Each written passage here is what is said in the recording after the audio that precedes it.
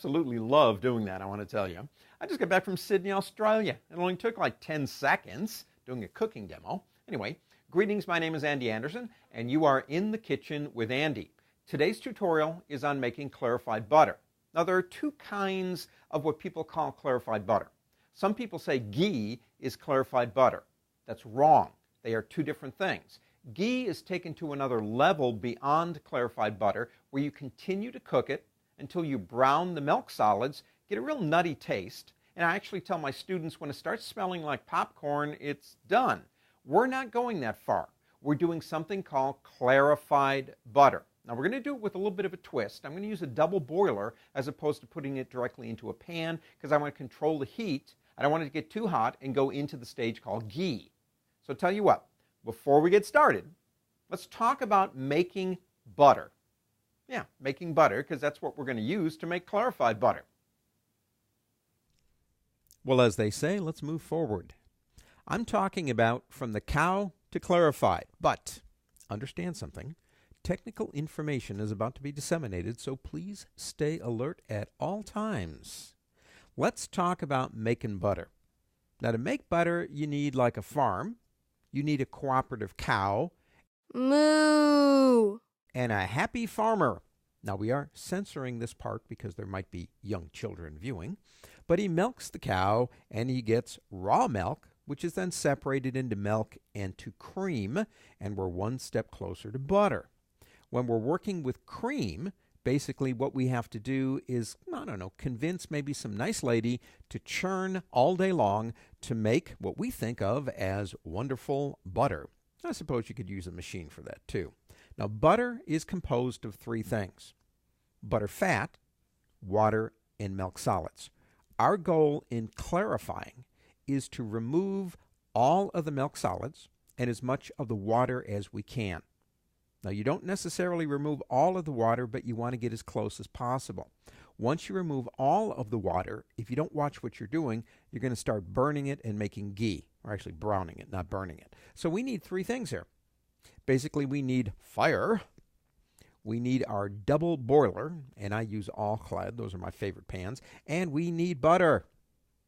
Now, we do need one more thing since we're using a double boiler, I guess. We need water to go into the double boiler. Now, you might say, okay, I can buy this, so I understand it would be cool if I could make my own because it would be less expensive and it would be fresher. But why am I doing this, Andy? What do I use this for? Well, let's talk about that. Let's talk about the why of using clarified butter. For example, it has a very high smoke point, 375, 190 C, which means when you put it into a pan, it's not going to burn because we're removing the milk solids. It has a very long shelf life, again, because we're removing the milk solids, refrigerated or even at room temperature. It is well tolerated by those with lactose intolerance. That's pretty cool when you think about it. It's great for sautéing because it does not burn as easily as ordinary butter, again, going back to its high smoke point. It is very useful in sauce making, like, for example, butter-based sauces, hollandaise, béarnaise. Sauces can separate. And one of the reasons they separate is because of the water content in the butter. Guess what? We removed the water content. It's also delicious for seafood, lobster, crab. Now, there is a term called drawn butter. Now, drawn butter, that term is supposed to be synonymous with clarified butter. But I've been to a lot of restaurants where they give you a little thing of butter for your crab or lobster. It's not drawn butter. It's just butter that's been melted.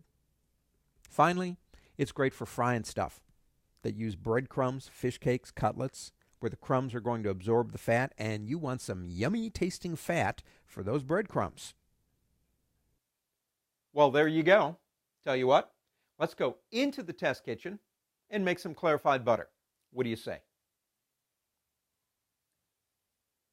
The first thing we need to do is take the bottom half of our double boiler, and let's go ahead and fill that about halfway with water. Just about halfway.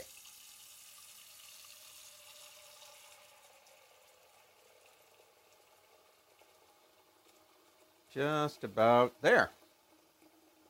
Now let's go ahead and take this and put it on the burner and get it up to a simmer. Okay, we're going to put it right here on this burner. I'm going to set that to medium. Now, here's the obvious thing.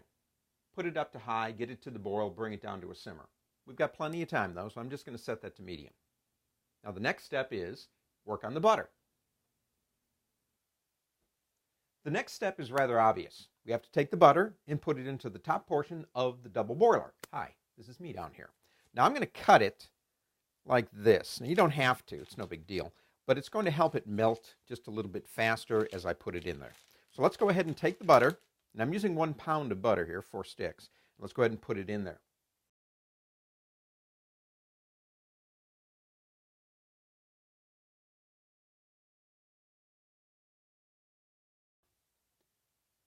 Okay, that's the last of the butter. Now, a word about the butter. Use good butter and use unsalted butter. You hear the term sweet cream butter? Okay, sweet cream butter is all butters because it's made with sweet cream. Sweet cream butter can be salted and unsalted. Use unsalted. Now, let's take this, made it with the bottom that's simmering, the water in the double boiler, and let's start making some clarified butter. What do you say?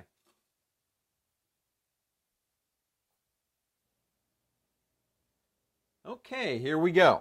We're going to put this right on here, and we're going to let that heat do its thing. It's going to melt the butter, and then we'll start the clarification process.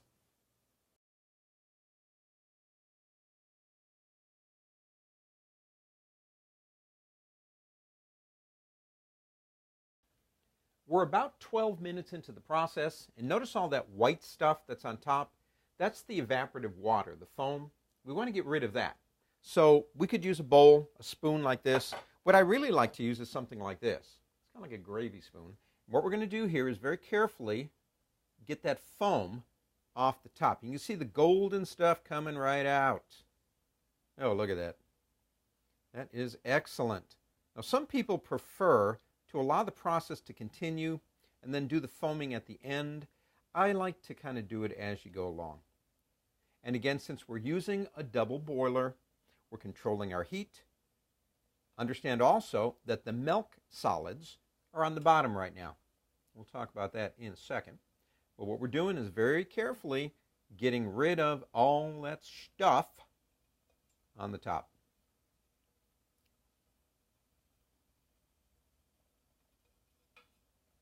Now, it's inevitable that you are going to get some of the butter, all right?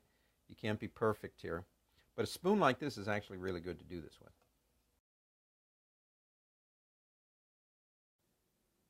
The process of clarifying butter using a double boiler takes about 30 minutes, okay? But you're guaranteeing success because you're not overheating it. Now, you're going to lose about 25% of your volume when you clarify butter. That's the water and the milk solids. So if you're doing a particular recipe that requires a certain amount of clarified butter, you want to take that into consideration. Now, we have one more step. We've been working for about 30 minutes, clearing off the foam on the top.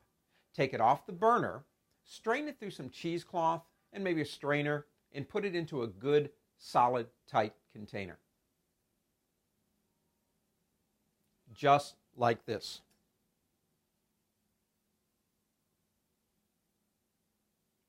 Now, the milk solids are on the bottom. Once you see them about to come over the lip and go in, you want to stop. Leave those on the bottom.